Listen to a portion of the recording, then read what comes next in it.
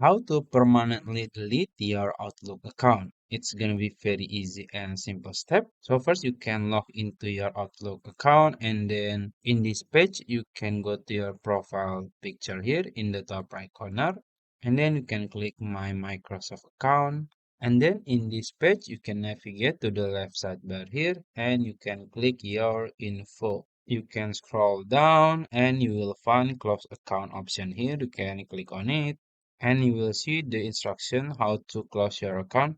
So basically you can just click close account here. Now you have to log again to your Outlook account. So this is in my language. I don't know why it's not in English, but basically you will be asked to put your alternative email. So I'm gonna put my email. And then again, it's in my language. So basically you can just click continue here.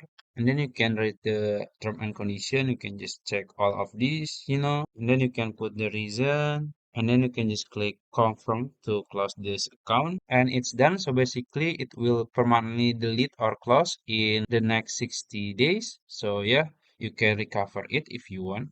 And then you can just click done.